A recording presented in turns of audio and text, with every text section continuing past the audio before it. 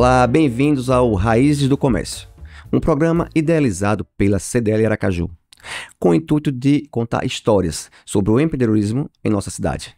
E hoje nós temos a honra de receber aqui, no nosso estúdio, Gilson Figueiredo, ex-presidente da CDL Aracaju por alguns mandatos. Gilson, seja bem-vindo ao Raízes do Comércio. Muito obrigado, presidente Elcio. Prazer muito grande estar aqui revivendo um pouco da história dessa entidade. O prazer é sempre nosso. Gilson, conta pra gente aí como tudo começou, sua infância, como foi equilibrar sua vida pessoal, profissional e como foi empreender no início da sua juventude. Bom, minha vida na adolescência foi extremamente feliz. Fui muito feliz e Deus me permitiu, concedeu que eu tivesse uma infância maravilhosa. Brincando aqui nessa região, aqui da Barão de Maruim, Rua de Santa Luzia, Rua da Frente. Eu estudei o meu curso primário todo no Colégio Brasília, que era um colégio que à época era uma grande referência. Aqui próximo também, né? Próximo também, na Rua da Frente, ali perto da Capitania dos Portos, Colégio Brasília. Então, toda parte da minha geração, dos colegas, os amigos da época, estudavam lá também no Colégio Brasília. Então, estudei ali no Colégio Brasília. E fiz o ginásio no Colégio Salesiano, até o curso científico. Que já era lá onde é a igreja? Que já era lá na Rua Dom Bosco. Dom Bosco. Exatamente. Então, fui para lá no ginásio, ingressei também no curso científico, à época se chamava científico, né? Lá também, o professor Marcos Pinheiro, fundador do CCPA, na época, ele tinha um curso de preparação para vestibular, que era o curso Engequime, que se chamava, e aí eu fiz até o segundo ano científico. No terceiro ano científico, eu fui estudar no Rio de Janeiro. Então eu passei um ano no Rio de Janeiro, no Colégio Baiense, fiz o terceiro ano lá, cheguei a prestar vestibular lá, não tive êxito e não quis continuar tentando e voltei para Aracaju. Foi uma experiência extremamente positiva para mim, naquela época, na idade que eu tinha. Uma cidade como o Rio de Janeiro, bem diferente do que é hoje. Então, me deu muita experiência de morar sozinho, né?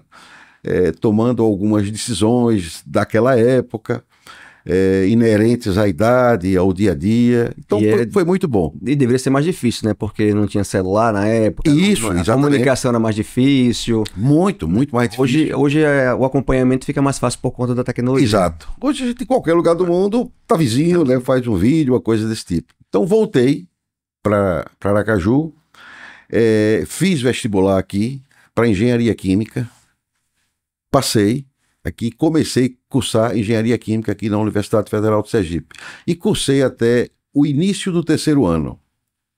Mas era uma carreira que, em princípio, eu achava que que gostaria de seguir essa carreira, mas fui percebendo ao longo dos 2 anos lá da faculdade que não era bem aquilo que se encaixava no que eu desejaria do meu perfil.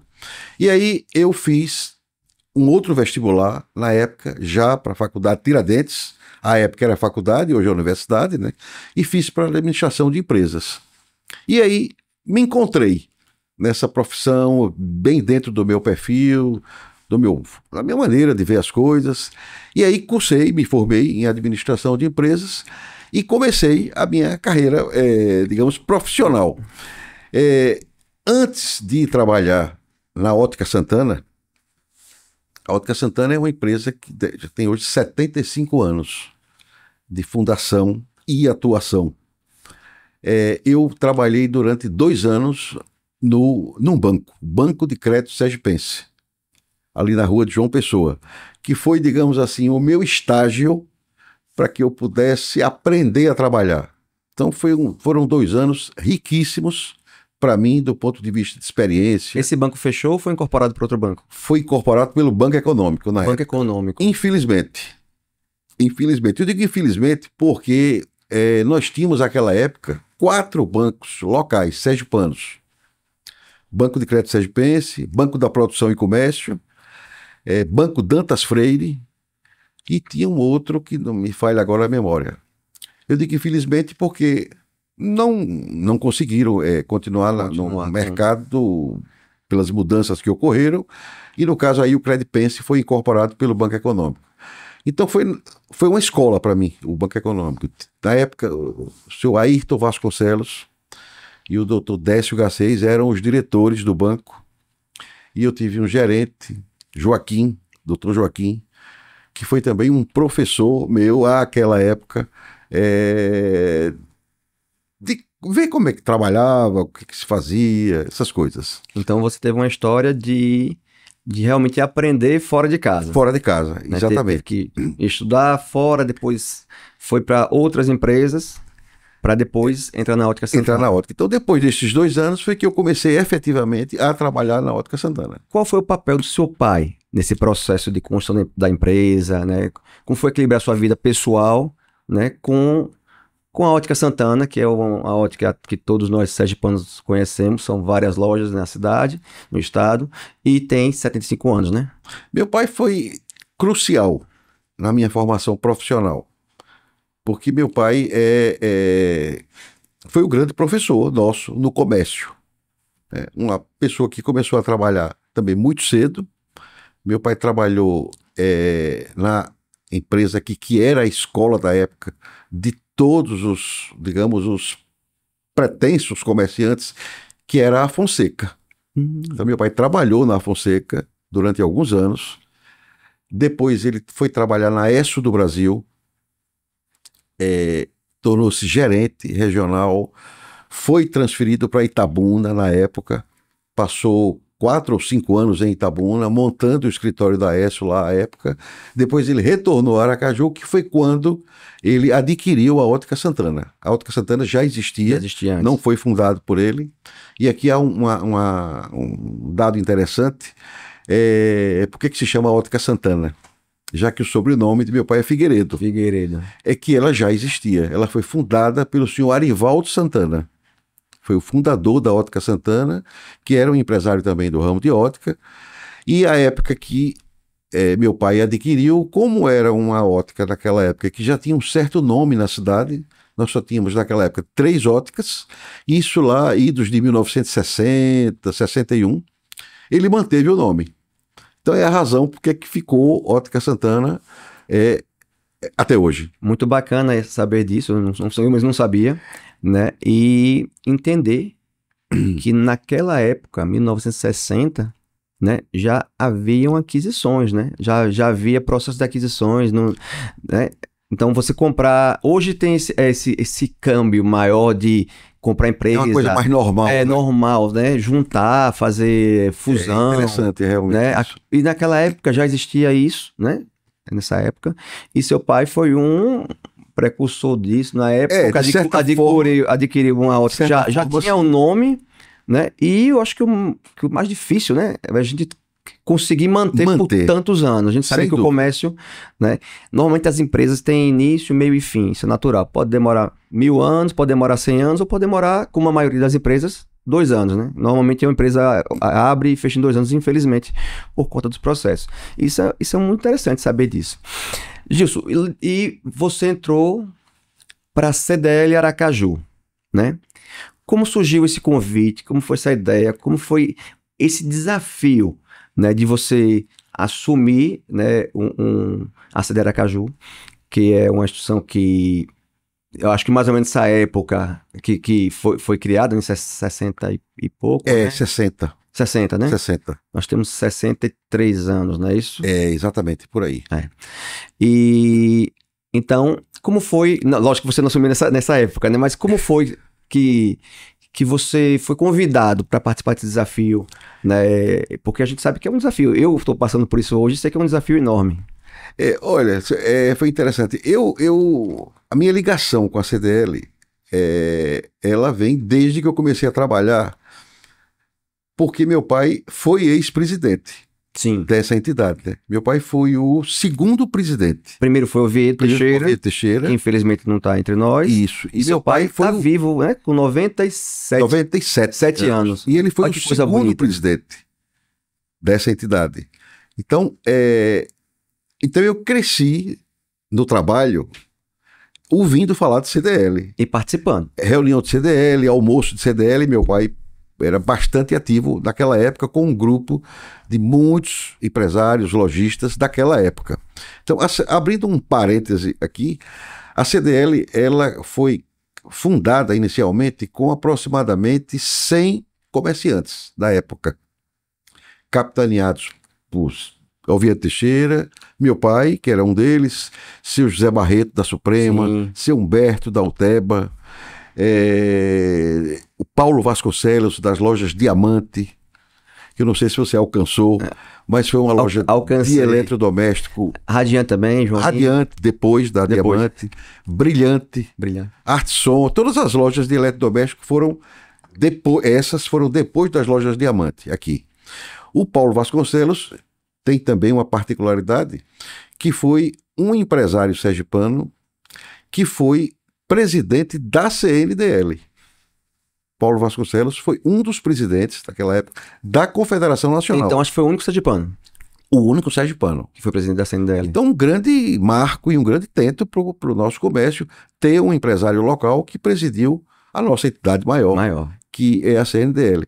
Então, voltando ao caso da fundação, então foi criada a CDL, já oriunda de trabalhos que eles passaram a conhecer fora daqui, notadamente no Rio de Janeiro, onde a CDL tinha uma atuação muito boa lá.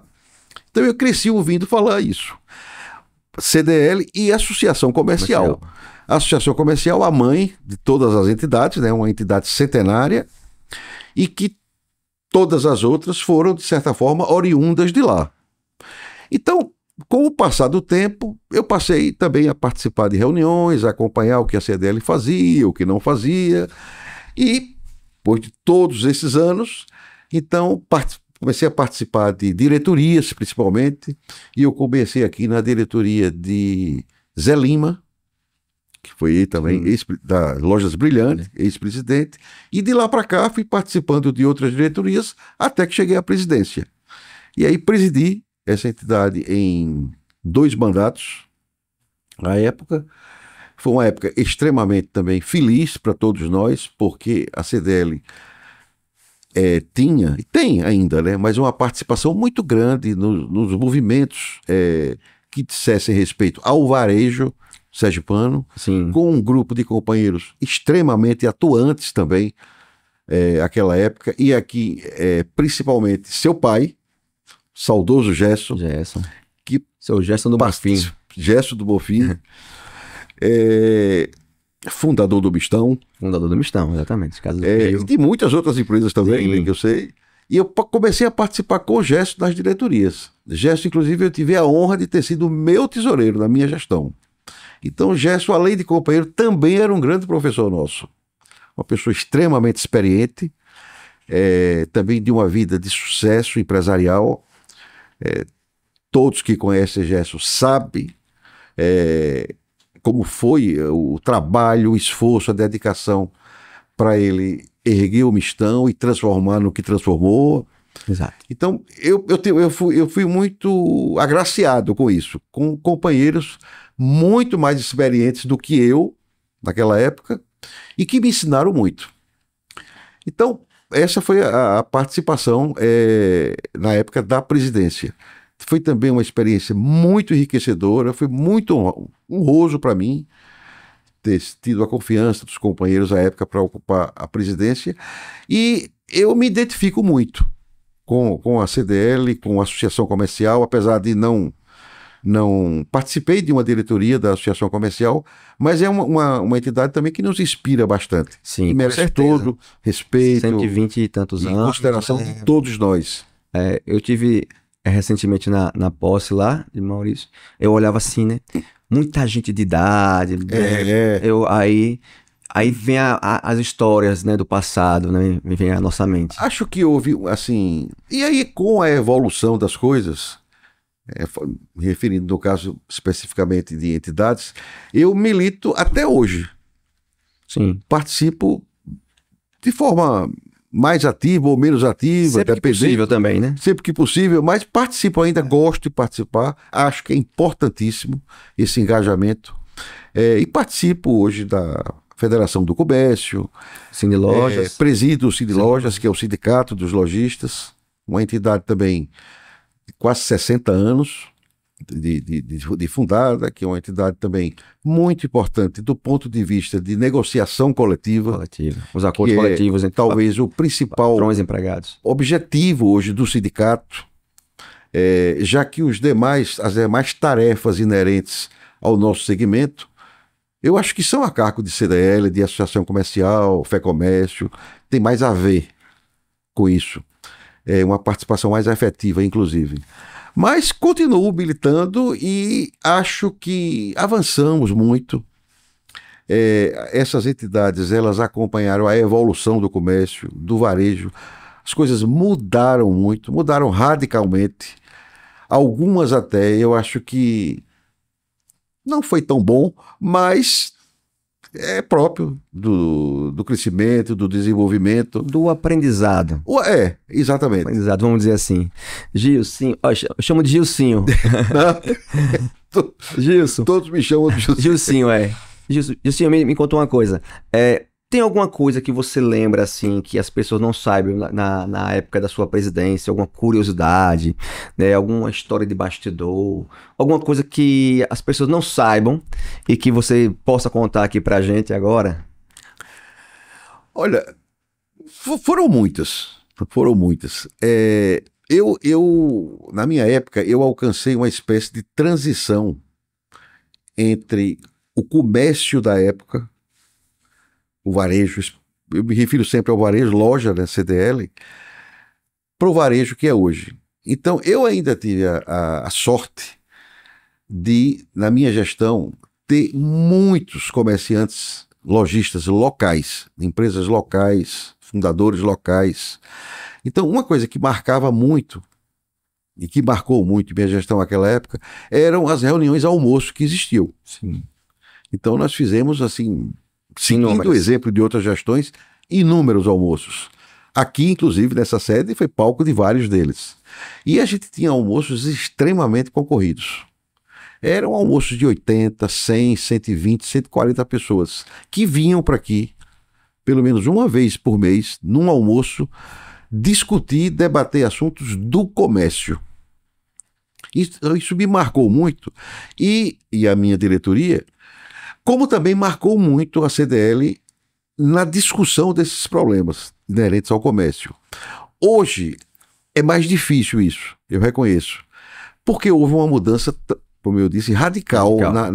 Nessa questão do comércio local. Então hoje nós tivemos muitas empresas que infelizmente não conseguiram dar continuidade por vários fatores. E um dos principais talvez tenha sido realmente a falta de sucessão. Realmente é uma preocupação. É uma preocupação porque... Às vezes o fundador constrói uma coisa bem sólida e aí quando por algum motivo se afasta... Pois é. E engraçado assim que no passado, assim, a sucessão quase que era uma coisa automática. Sim. Então o filho ou a filha ou o sobrinho ou quem trabalhasse na empresa, ele naturalmente assumia a sucessão no tempo devido e dava continuidade. Hoje isso não ocorre mais, por vários fatores, né? Pela variedade enorme de opções de trabalho que existem, que na época não era assim, pela vontade da pessoa. Ela não Às vezes quer participar de concurso. Pois outras carreiras. Tem uma estabilidade maior. Não existe mais, digamos assim, aquela obrigatoriedade, entre aspas, de ter que suceder. Então, em função disso, muitas das empresas não tiveram continuidade por falta de sucessão. Outras porque foram incorporadas por outras empresas, ou foram vendidas. O mercado mudou muito também, o que forçou muito dessas empresas a acharem que não seria conveniente dar continuidade. Acho que eu peguei também talvez uma parte importante da tão falada globalização naquela época, que isso também acho que teve uma influência muito grande. A indústria centralizou muito e passou-se uma época a dar uma atenção mais do que especial a grandes grupos, E por aí vai. Uma série de fatores que contribuíram para o que a gente tem hoje.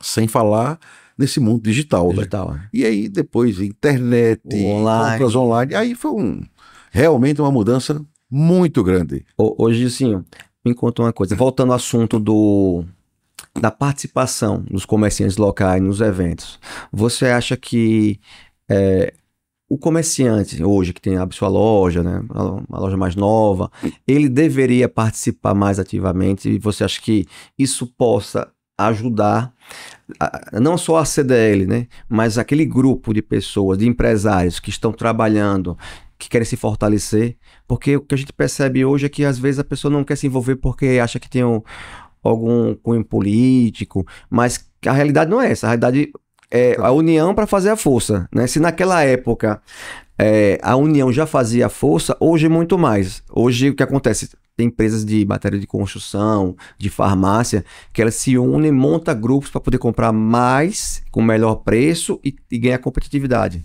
Então, como é que você acha que o comerciante possa se ajudar? Eu acho imprescindível a união através de uma entidade de classe para que você se fortaleça, receba informações. Tem a voz, né? Conhecimento, tem a voz, principalmente. Então, acho isso imprescindível. Sei que hoje não é tão fácil como eu acho que no passado era mais fácil. É porque hoje as pessoas têm muito mais obrigações, mas não é só trabalhar, né? Tem que trabalhar, muito, sabe? Filho é diferente hoje, né? Tem muitos afazeres. Exato. A comunicação agora, que deveria talvez facilitar.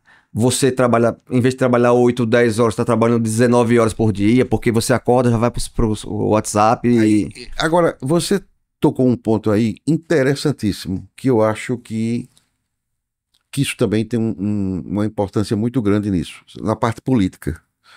E você falou que muitos companheiros lojistas acham, às vezes, porque a entidade CDL ou qualquer outra entidade está com ligação política.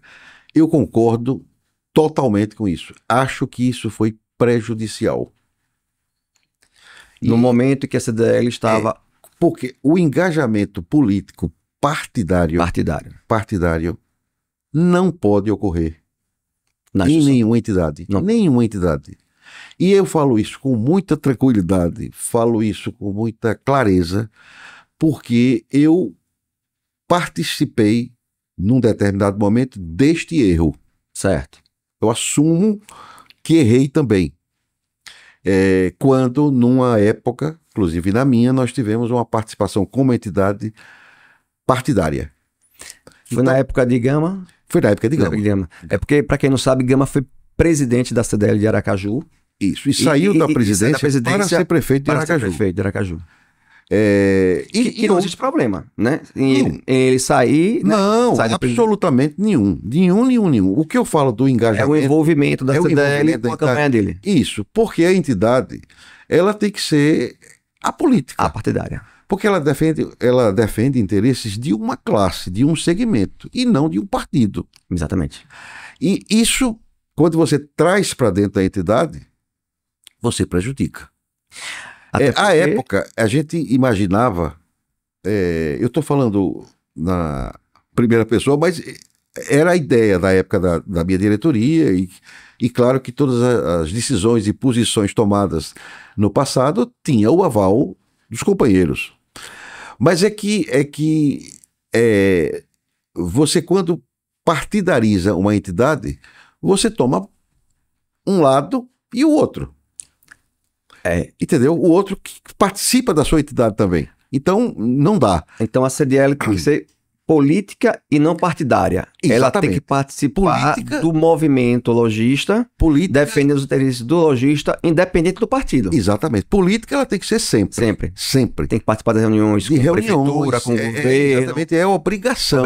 E é uma necessidade. É a voz dos comerciantes. Isso, e é uma voz que é, ainda hoje, infelizmente, muito pouco ouvida. Ou melhor, deixa eu consertar um pouco. Ela é ouvida, mas não é atendida. Entendi. Quase nunca. Isso também é um erro, acho, das nossas autoridades, todas. E o fato da entidade, em determinado momento, partidarizar, isso só cria mais dificuldade. Mais dificuldade. Isso também, eu digo, Elcio, que isso não foi um problema só da CDL, não. Isso é um problema hoje nacional. Todas as entidades, com raríssimas exceções, elas tomaram esse caminho de partidarização e é um dos fatores de enfraquecimento delas mesmas.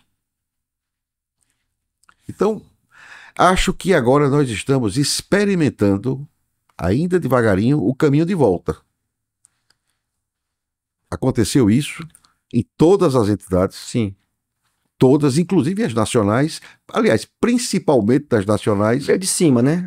Porque, inclusive, a CDL, no caso também, ela, quando teve esse engajamento, ela veio também de uma, digamos, uma orientação, não direta, mas implícita, da nacional, que também fazia o mesmo trabalho. Se a Nacional fez assim, as outras vieram seguindo. Tá, entendeu? Hoje nós recebemos, esse ano, né, uma diretriz nacional dizendo que qualquer pessoa que fosse participativamente, não sendo como o principal, mas em participar de campanhas políticas, teria a obrigação de se afastar. Perfeito, certíssimo isso. E eu acho que isso é muito importante, né, porque mostra a isenção no período eleitoral daquele presidente. Né? E eu acho que isso é um caminho que é sem volta. Eu acho que a gente tem que continuar nessa linha, né? Não partidarizar. Eu acho que a política, temos que ser políticos, participar das reuniões junto com os órgãos competentes, né? Mostrar nosso posicionamento, mesmo que muitas vezes não sejamos atendidos, mas aquela coisa, estarmos lá presente, colocando os pontos que a gente acha que é interessante, a gente consegue alguma coisa. Devagarzinho a gente vai conseguindo. E abrindo um parênteses também, nessa questão do ex-prefeito Gama, que na época era presidente da CDL, teve um lado extremamente positivo, porque Gama foi um bom prefeito.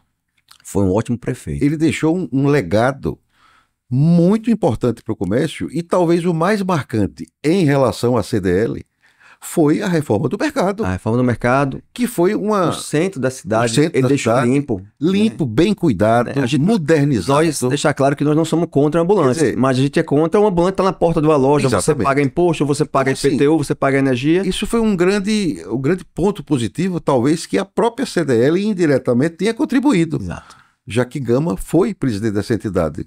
Então ele tinha a visão e tinha um conhecimento das necessidades do comércio. E fez uma grande gestão na prefeitura. Então, tanto no mercado como a organização do centro. Não foi ruim. O ruim volto a repetir, foi a questão da partidarização. Porque dali também a gente abriu o exemplo, né, para frente, e que não deveria ser assim. Então acho que agora, inclusive, nós estamos experimentando a volta do entendimento de que as entidades não podem ser partidárias. Tem que ser apartidárias. E estamos vendo alguns exemplos. O seu é um caso. Eu acho que você está fazendo uma gestão muito boa, porque eu sei das dificuldades que você tem. Eu conheço de dentro. Então eu sei o sacrifício e o esforço para manter essa entidade de pé. E você está conseguindo isso. Obrigado. Temos a Associação Comercial também, com Maurício muita dificuldade também. Excelente, está fazendo uma gestão ótimo trabalho dentro daquilo, né, do que, digamos assim, do que era no passado. Nós temos histórias de sucesso do passado para a gente poder tentar. Muito satisfeito com isso, que as coisas estejam encaminhando bem, sabe? Estejam encaminhando bem. Obrigado, obrigado mesmo. Justinho, me conta uma coisa.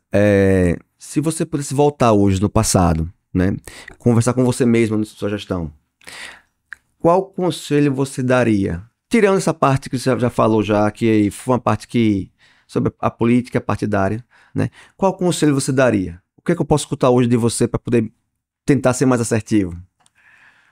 Olha, presidente, eu acho que hoje, assim, a coisa que mais interessa a qualquer empresário, principalmente aquele que esteja iniciando, é informação com qualidade. A gente tem hoje no celular centenas de informações diariamente que você ouve, mas nem sempre você consegue depurar. E nem sempre consegue ter a certeza se aquilo procede ou não.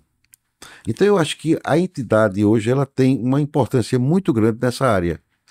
Então acho que a entidade, quanto mais puder proporcionar palestras, cursos, informações inerentes, no caso da CDL, ao varejo, eu acho que isso é uma maneira de atrair o empresário. Entendi. Ele vir ouvir aquilo que ele está precisando. Isso é muito interessante. Está querendo fazer alguma coisa parecida nesse sentido. Outra coisa, por exemplo, acho que hoje também, em função do dia a dia das pessoas, da mudança que todos nós tivemos, coisas sempre objetivas, rápidas, em horários bem estudados, porque tem que ser uma conciliação. Sim. Né? Outra coisa também, o máximo que a empresa, que a entidade puder contribuir com ideias para as nossas autoridades, prefeitura e governo do estado, quando for o caso, de benefícios para o comércio, eu acho que essa é uma briga boa, briga no bom sentido. Bom sentido. Essa é uma briga boa. É um caminho a ser seguido, né? É um caminho a ser seguido. Nós temos um sócio, né, que o maior sócio nosso, mas que não trabalha no nosso negócio, que é o poder público. Poder público, A gente trabalha metade do mês para pagar imposto. Exatamente. Imposto, taxas e contribuições, etc, etc, etc. O retorno é muito pequeno em relação ao que se esperava, ao que se espera. Então, acho que é um papel da entidade estar brigando por isso. Brigando no bom sentido, sim, sugerindo, discutindo, propondo. A gente sabe que de cada 10 propostas, às vezes até deixa a gente desanimado. A gente fala e não resolve nada. Mas não pode desanimar, não. Nosso papel. Não pode desanimar, não. Sabe? Às vezes as pessoas acham que a gente não faz as coisas porque a gente não consegue. Mas é porque a gente não consegue, porque se a gente falta de ideia, não é. Mas a gente propõe. Nós não temos a caneta para fazer, mas nós propomos. Nós estamos lá discutindo, nós estamos conversando. Quando é que a gente sabe, e a experiência vai mostrando isso, né? Ao longo do tempo, exemplos de outros estados, outras capitais.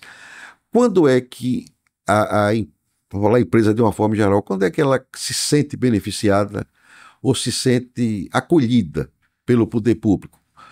Quando você tem um dirigente, uma autoridade pública, que entenda o que você está falando. Exato. Que sinta, que saiba. Aí é muito mais fácil você conseguir, ou pelo menos discutir. Se não for assim, é muito, sabe? Porque as demandas são muito grandes e assim, e por aí vai, né? Tem um juiz amigo nosso que ele fala assim que deveria ter na matéria de direito, né, uma aula específica para empreendedorismo, para os juízes, né, os promotores entenderem quais são as dificuldades, porque às vezes as pessoas não entendem o que acontece e acham que, né, olha para você, tem, não sei quantas lojas. Você tem quantas lojas hoje? São 14. 14 lojas, né? Tem 14 lojas. Então, você deve ser um milionário, deve ter um jatinho, né? É ideia, exatamente. Então, as pessoas acham que porque tem uma quantidade grande de lojas, mas ali são vários empregos, são aluguéis, você tem loja em shopping, né, em galeria, tem aluguel, tem imposto. Então, às vezes a pessoa cresce tanto e a receita não cresce na mesma proporção. E as dificuldades são enormes. Ao contrário do que as pessoas acham. As pessoas que não militam no negócio. Nunca empreenderam na vida. Fácil, né? Nunca empreenderam na vida. E se a gente parasse para pensar, né, minimamente? Aí eu me refiro às próprias autoridades também. Câmara de Vereadores, por exemplo, Assembleia Legislativa, que são os nossos representantes lá. Mas é a minoria que se interessa pelo assunto. Sim. Porque qual é a única forma de você gerar emprego, desenvolver um estado, desenvolver um país, se não for através das empresas, se não for através da iniciativa privada? Não existe. O Estado não pode tomar conta de tudo. O Estado já empregou demais. Demais. É verdade. Hoje a carga para sustentar o Estado é infinitamente maior. E quem é que paga isso? Os impostos. Entendeu? Então, é por aí mesmo, sabe? Gilcinho, como é que você vê, né, o futuro do comércio de Aracaju junto à CDL, né? Como é que você vê que Qual a mensagem que você pode deixar para os lojistas que estão começando agora, né, sobre poder participar da CDL? Eu recebi algumas pessoas aqui, né? São empresas novas, empresas de 3 anos, 4 anos, que estão começando e ainda não entendem o papel da CDL para o comércio de Aracaju. Essa sempre é uma grande pergunta. É a grande pergunta. Quando me lembro que na minha época, e eu sei que acontece hoje também, quando você procura às vezes uma empresa para se filiar, ela pergunta logo, mas o que que a CDL vai fazer por mim? Aí eu acho que isso também tem muito a ver com a quantidade de entidades hoje que nós temos, atuantes, e que, via de regra, todos falam os mesmos assuntos e defendem as mesmas pautas. Sim. E aí gera uma certa dúvida na cabeça do empresário, do companheiro que está iniciando, que ele, todas fazem a mesma coisa, né? Gera sempre essa dúvida. Então, eu acho que as entidades elas têm que ter realmente lutar para ter para demarcar o seu território de atuação. Então, por exemplo, quando a gente fala CDL, a gente está falando em varejo. Sim. A gente está falando em loja. Então, todos os assuntos, todas as demandas, todas as ideias referentes a isso é CDL. A Associação Comercial, por exemplo, é uma entidade mais abrangente. Ela cuida de comércio, cuida de indústria, cuida de serviço, até de turismo também. Sim. Mas os assuntos, os temas devem ser mais ou menos, digamos... Convergentes. Convergentes. Eles têm que estar meio que alinhados, né? Eu acho que esse seria o ideal. Esse seria o ideal. Para que todos pudessem desenvolver um trabalho a contento e também os associados terem uma segurança naquilo que eles estão procurando. Então, eu acho que, volto a repetir assim, que a informação hoje é o grande vetor para poder atrair esses novos associados, esses novos empresários. O que a entidade pode dar de importante? Informação. Informação segura, informação técnica, para que ajude ele no desenvolvimento do negócio. Exatamente. Essa mudança também que ocorreu muito no varejo é porque a gente tinha no passado também, eu acho que a gente veio carregando isso, herdou isso, que antigamente se achava que loja, bastava você abrir as portas da loja e o cliente vem e tá tudo certo. E hoje como é? Hoje acabou isso, né? Acabou. Hoje não é só você ter o ponto. Você não atrai o cliente para sua loja. Porque você abriu a porta e, sabe, você tem que ser competente. O mercado é extremamente competitivo em todas as áreas. O próprio comércio sofre, as próprias lojas, uma concorrência extremamente desleal e isso gera um paradoxo que também já é fruto hoje de discussões no Congresso Nacional. Do que ocorre na realidade, um exemplo simples. Você tem, da forma como a legislação está sendo feita e vem sendo feita, as atuações dos órgãos de fiscalização, de planejamento. Se você for analisar, a empresa média hoje no Brasil, ela está acabando. Sim. Ela tem todas as obrigações de uma empresa grande e ela tem o faturamento de uma pequena. Exatamente. Então, e a margem? Então, ou você hoje, ou é micro, que é uma moda hoje, né? Sim. Os incentivos, tudo. Vai para o micro. Sim, tem que ir para o micro, mas você não pode. O micro não pode querer acabar com. Pela legislação hoje, ou vai ter o micro por conta dos benefícios, né? E hoje é quem mais emprega, né? Hoje acho que 70%. Isso, por aí. Dos empregados são das empresas micro, pequenas empresas. Ou o cara é grande demais. Você é grande demais. Então a média vai para onde? É porque a grande também, para ela ir para um estado, muitas vezes ela pega algum incentivo.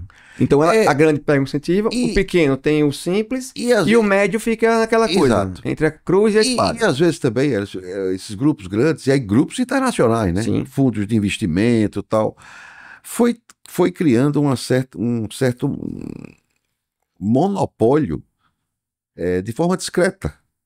Então você pega vários setores, supermercados, farmácia, eletrodomésticos, todos. No fundo, esses grupos Tem chegaram... um banco por trás, com o dinheiro. É exatamente isso. Olha, tem uma máxima que eu ouvia quando eu estava na faculdade. É uma máxima que não tem nenhum fundamento, assim, Sim, digamos assim, científico. científico. Mas uma coisa interessante é que um professor meu dizia, olha, quando você vê o lucro estratosférico de bancos em qualquer país do mundo, alguma coisa está errada. Sim. Banco com lucro estratosférico, você vai olhar o comércio, ele é pobre. A indústria depende dele. Só ele ganha. Não tem alguma coisa que não está fechando aí a conta, né? Banco não perde dinheiro para ninguém, né? E aí os bancos, além dos recursos extremamente necessários para todos nós, mas eles passaram a ter o dinheiro e ser dono do negócio. Dono do negócio. E é o que a gente vê hoje. Exatamente. Então, quer dizer, é uma briga de Davi contra Golias. Não tem, sabe? Você tem que...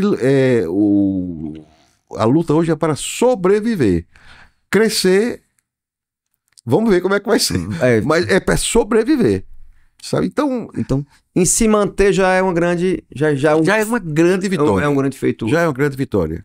E o que entristece também a classe empresarial como um todo, também, aí você vê depois de 20, 30 anos de discussão de, por exemplo, reforma tributária. Então agora vai sair uma reforma, estudou-se tanto durante esses anos que vai sair uma coisa boa. Aí o que a gente está vendo e ouvindo é que vai ser pior. Vai ser pior. Então, quer dizer, a gente está andando para trás. Vai ser pior. Inclusive um diretor nosso, né? Rapaz. Ele é especialista em direito tributário, está acompanhando isso de perto. Inclusive nós vamos fazer uma palestra aqui em breve sobre isso. E o entendimento é que o imposto vai aumentar. Então, ninguém quer perder nada, ninguém quer ceder. É o único espaço de negociação que todo mundo ganha. E só quem perde é a pessoa aponta. É quem paga o imposto. Aí a gente né? Que é o empresário que vai ter que repassar para o consumidor. E a gente vê isso na nossa casa, no nosso negócio. Quando você está com uma despesa muito alta e a sua fonte de renda não está dando para pagar, você não tem que ajustar? Tem que ajustar. Mas a gente não vê isso do lado do poder público, né? É ao contrário. Então, Gilcinho, voltando ao assunto lá da sua presidência, no tempo que você estava presidente aqui, de alguns anos, né?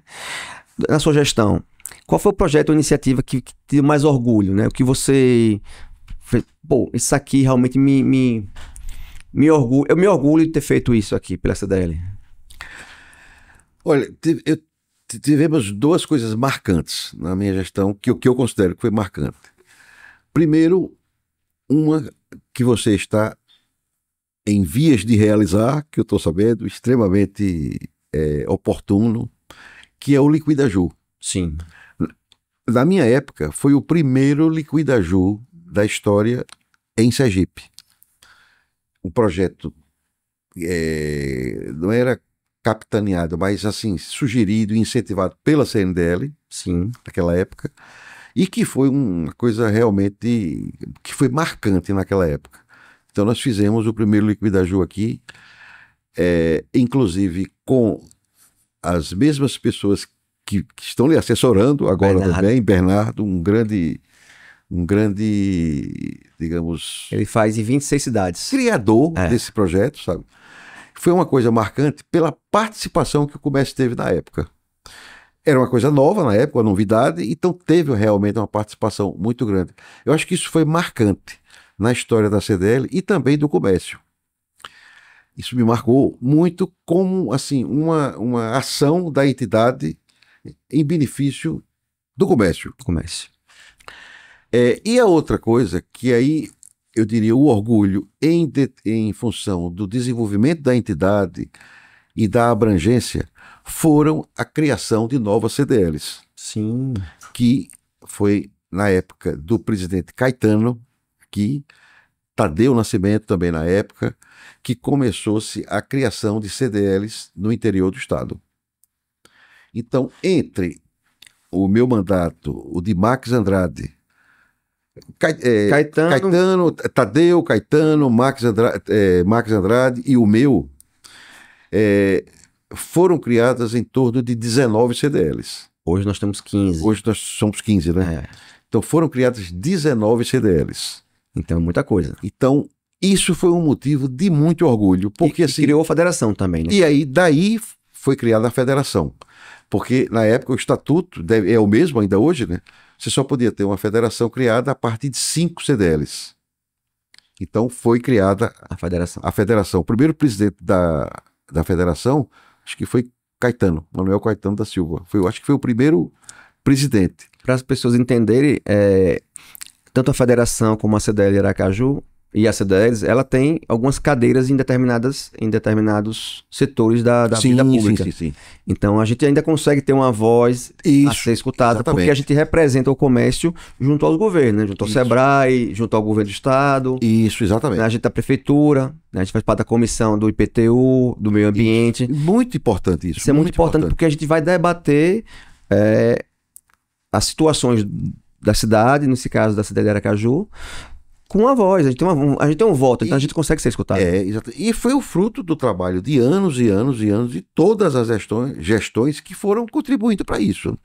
Para a entidade ser lembrada, ser convidada. No caso do SEBRAE, especificamente, a gente tem aqui uma coisa interessante. Acho que é o único estado, se não me falha a memória, é o único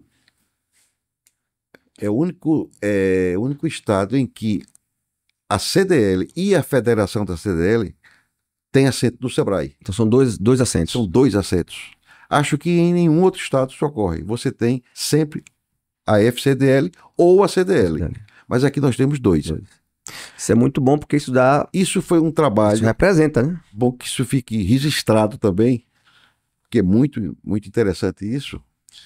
Isso só foi conseguido na gestão do governador João Alves, quando governador do estado, que Max Andrade era o secretário da Fazenda na época, e através dessas conversações, negociações, o governador João Alves, à época, ele admitiu perder um voto no SEBRAE para colocar mais uma entidade do comércio.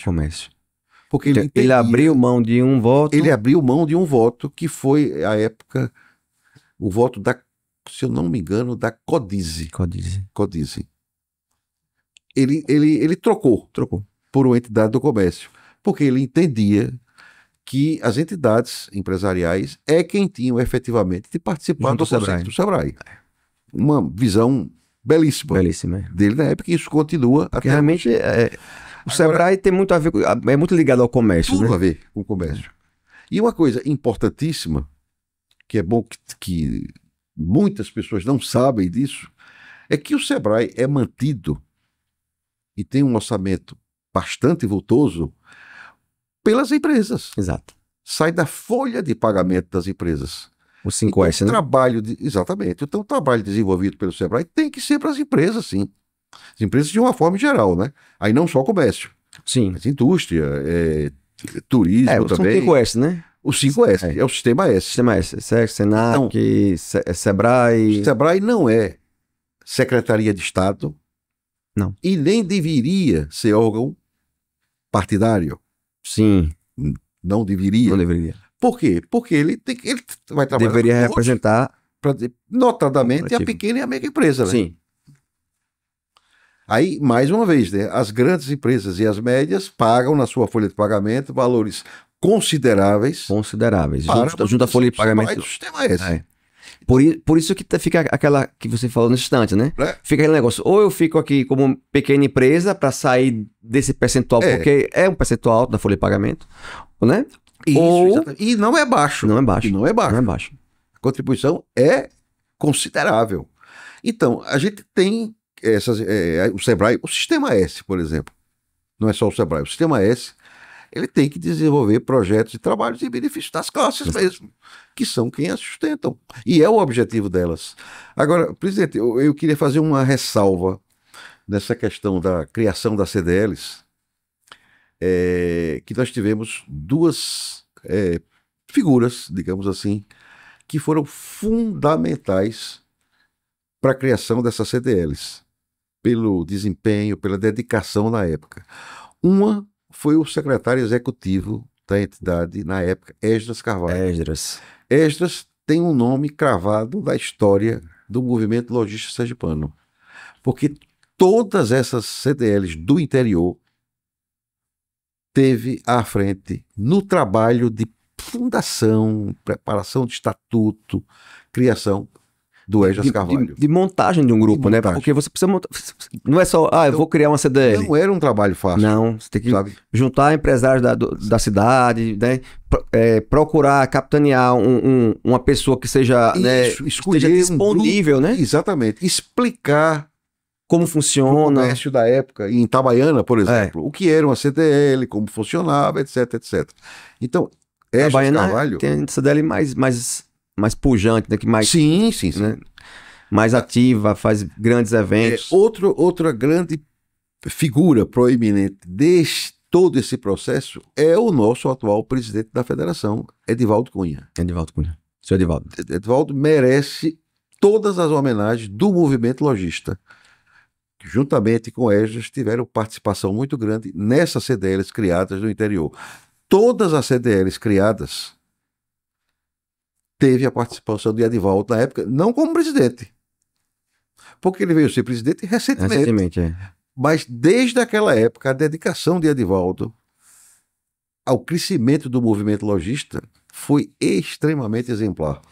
Hoje, sim, às vezes as pessoas, por não entender como funciona, acham que isso aqui é uma coisa que dá dinheiro, né? Acham que... Exato. Só que as pessoas não sabem que a gente não recebe salário. Então, né, a gente não tem salário, a gente dispõe do nosso tempo aqui, abre mão de muitas vezes estar com nossas famílias ou nossas empresas. É verdade. Para estar aqui. É um sacerdócio. É um sacerdócio. Né? Atendendo as pessoas, procurando desenvolver, fazer uma junção de lojistas para poder pleitear algo junto aos governos. E o que é que você ganha em troca? Né?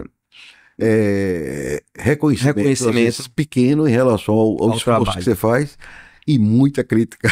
Muita crítica, né? Porque criticar é mais fácil. Mais fácil, né? É mais fácil. Dá mais ibope, né? Mas é bom a gente expor isso, né? Porque muitas vezes a pessoa... Mas é verdade, é verdade.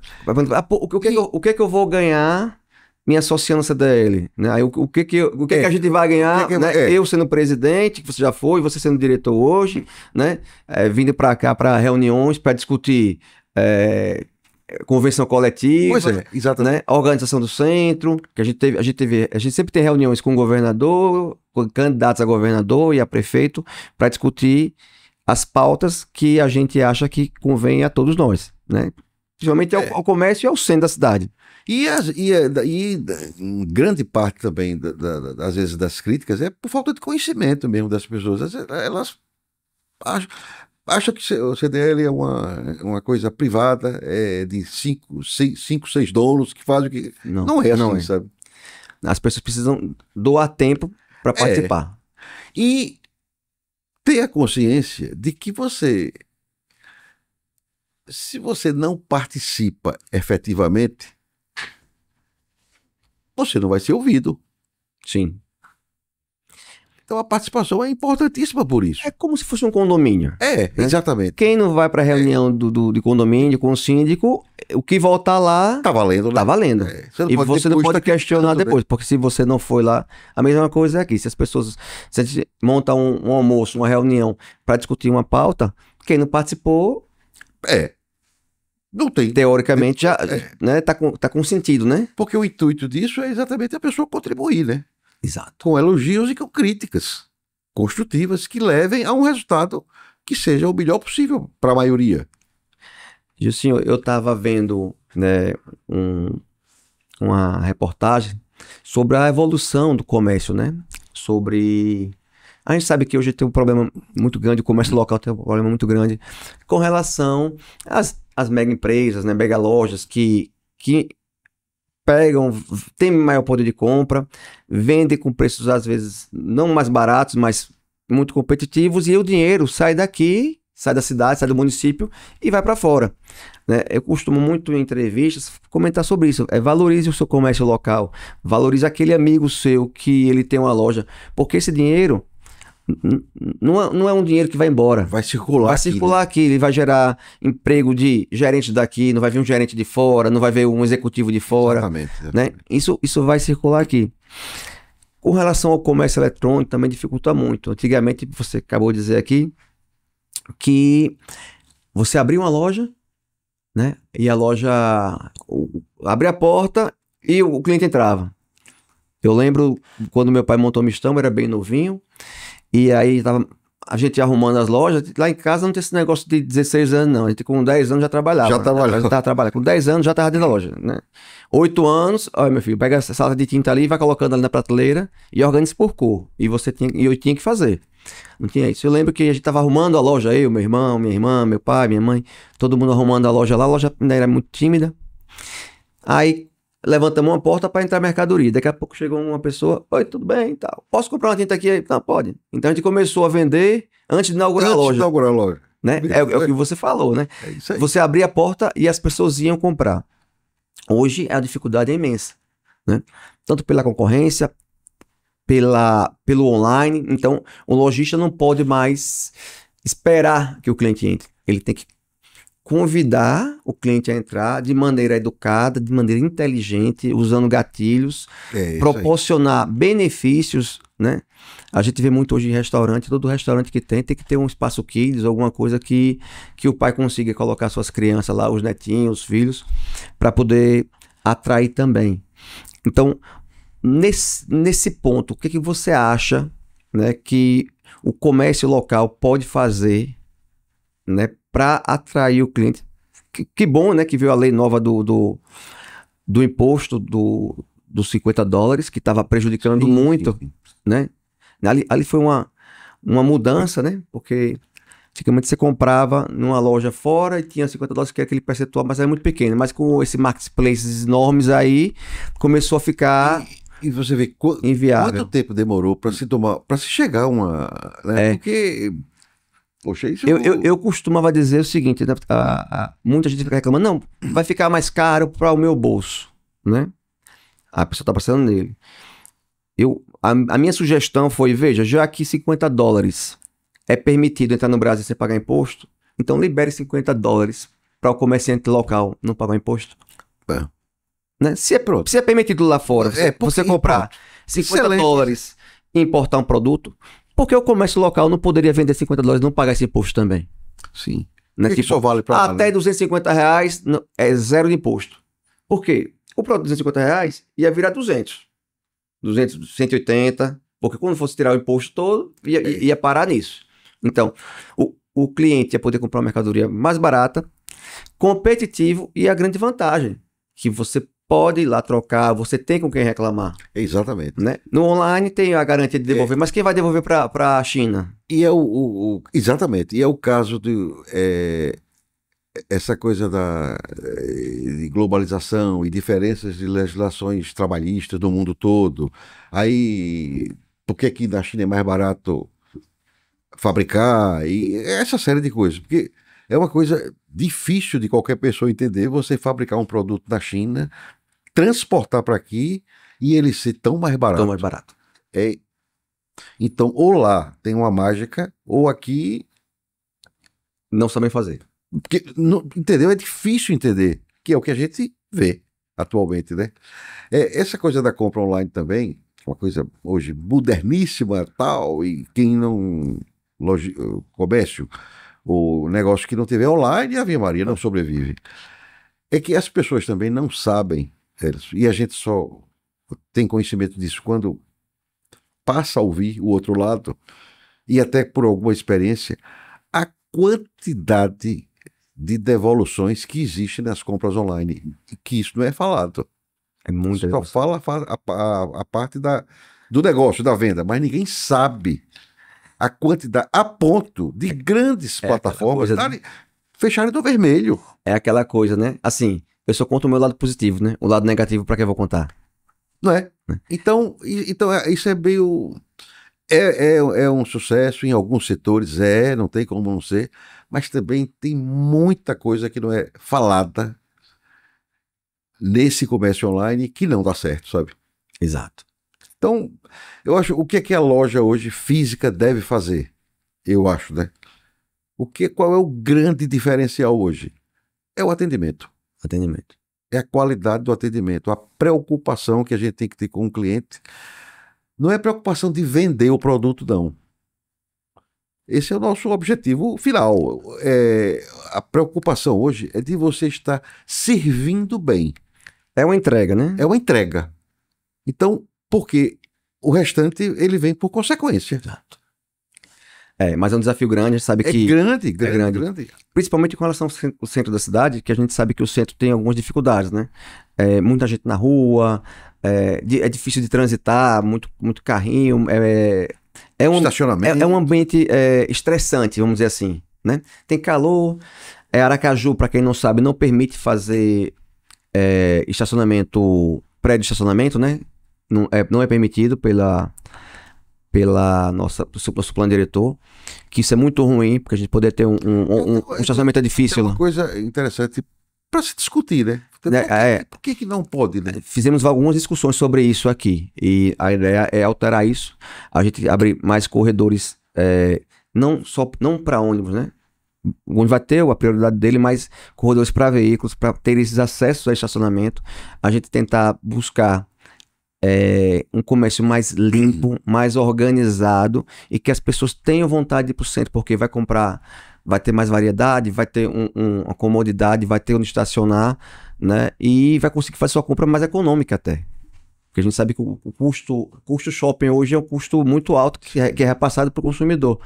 E no centro a gente consegue ter um custo menor, consequentemente a gente consegue atrair com o preço, né? Existem alguns projetos que a gente assistiu, dos pré-candidatos a prefeito. Se qualquer um deles fizer o projeto, o centro da cidade vai mudar nos próximos 4 anos. A gente tem certeza disso. Eu fiquei muito satisfeito dessa campanha agora, porque entrou no programa de governo de todos eles a revitalização do centro. Né? Pauta nacional. Poxa, todos os prefeitos do Brasil, a pauta era centro da cidade. Revitalização, reconstrução.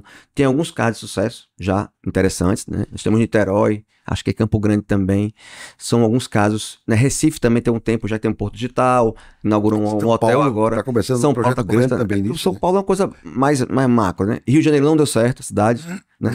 Derrubou o porto lá, o viaduto lá gigante que tinha para tentar, mas não surtiu efeito ainda.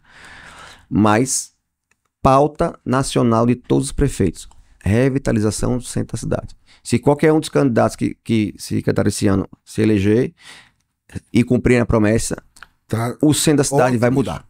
Vai mudar com certeza. Isso é muito bom. Muito bom. Muito bom. E a gente tem que voltar o centro como era antes. Sim. O que falta aí? Entretenimento, né? A gente precisa de vida noturna no centro. A gente precisa de moradias, que a pessoa consiga trabalhar lá e viver lá. Eu nasci no centro. Você nasceu no centro. A loja do meu pai era embaixo, casa do Fio, e eu morava em cima. Então, existia uma vida noturna. Existia bares, restaurantes, né? Existia entretenimento. E nós temos aqui uma particularidade em Aracaju. O nosso centro comercial é muito bom ainda de vendas. Exato. Ele concorre com todos os shoppings. Ao contrário do que ocorre em outras capitais, em que o centro realmente perdeu para os shoppings, galerias, etc. Aqui em Aracaju, o centro ainda é pujante. É um mercado pujante. Muito bom, ainda é. O que precisa mudar só é deixar de ser só comercial e virar isso, né, então, um ambiente de lazer. E outra coisa, o centro de cidade, em qualquer lugar, é a identidade da cidade. Sim. Então, quanto mais bem cuidado ele for, melhor para todos nós. Gilson, no mundo inteiro, lugar que o centro da cidade é rico, é vivido, tem turismo. Você vai em Paris, o centro tem turismo, né? Onde tem riqueza, no centro da cidade, tem turismo. Tem que muito ter valorizado isso, tem que ter turismo, porque você roda de manhã, de tarde e de noite, né? Eu sou a favor de uma pauta que é interessante aqui. Eu sou a favor da flexibilização do horário comercial. Sim. Eu acho que isso é uma coisa que ainda está em fase embrionária, mas que o comerciante, ele possa abrir a loja do centro dele 10 da manhã e fechar 8 da noite. Por que não? Eu também acho. Você está trabalhando 44 horas semanais. Eu comungo totalmente essa ideia. Recentemente... Respeitando a legislação trabalhista. Você abrir a hora que você quiser. Agora, não seria muito mais interessante 5, 6, 7 da noite, a pessoa passeando pelo centro, sem o sol na cabeça, um ambiente mais agradável, pois é. Né, com mais tranquilidade, né? Eu tive em Camboriú recentemente, 19 horas o comércio tá pegando fogo, todo mundo na rua, lógico, tem restaurante, mas tem uma academia, tem funcionando normal. Tem uma ótica, farmácia, tem uma loja de bugiganga. Então, o comércio, ele gira em um horário alternativo. Isso faz com que as pessoas consigam ter nós não somos morcego, né? E o foco digamos, o termômetro para ver horário e tal, tem que ser o consumidor, o cliente. Se você abre... Ele tem que decidir a hora que quer comprar. Se você abre uma loja no centro, por exemplo, se o comércio vai até às 19 horas, é viável se tiver consumidor. Se não tiver, o comércio não vai abrir. Por que vai ficar aberto? É o caso de shopping, né? Mas em Niterói eles mudaram a lei lá, eles fizeram, que aqui ainda também não pode, né? Fazer misto, né? Em cima, moradias, embaixo, lojas. Fizeram... ele tem um nome específico lá que eles botam muito vidro e faz com que as coisas fiquem mais amplas. Então, o projeto deles foi muito interessante, é um caso de sucesso, que está dando muito resultado. Tirou todo o asfalto do centro, é tudo intertravado. A rua, a calçada a calçada nivelada com a rua, tudo intertravado. Fizeram isso sem fechar uma loja. Fizeram umas passarelas e o pessoal ia pelos lados. Embutiram toda a fiação, elétrica, telefonia, internet. Então, o trabalho foi belíssimo. Se fizer algo parecido aqui, o centro comercial de Aracaju vai mudar completamente. Eu tenho certeza disso. Excelente. Gilcinho, queria lhe agradecer aqui, né, pela participação no nosso primeiro episódio. Né? Foi uma verdadeira aula de história, de empreendedorismo, de liderança, de cabeça, né, pensante no comércio de Aracaju, dos empreendedores, das pessoas que tentam construir a nossa cidade. E queria que você pudesse falar alguma coisa, assim, uma mensagem final para quem está nos assistindo aqui no nosso primeiro programa. Lhe agradeço muito também a honra de ter participado desse projeto, como você falou. Fico muito feliz dos destinos que a entidade está tendo agora na sua gestão. E essa ideia de marcar para a história, para as futuras gerações, é extremamente legal isso. Foi muito boa essa ideia, realmente. E faço votos de que a gente consiga continuar nesse caminho e que possamos, de alguma forma, motivar os novos empreendedores que estão chegando, os atuais, para que a gente cumpra o nosso papel da melhor forma possível. Agradeço bastante sua atenção e a honra de ter sido o primeiro. Obrigado, Gilcinho. Gilson Figueiredo, CEO das Óticas Santana, uma empresa sergipana, tem 75 anos. Né? Queria convidar o público para acompanhar nossos próximos episódios. Né? Esse aqui é o primeiro de vários, não vamos parar por aqui. E agradecer a audiência de todos vocês e que fiquem nos acompanhando, que vai ter muita coisa boa por aqui. Muito obrigado.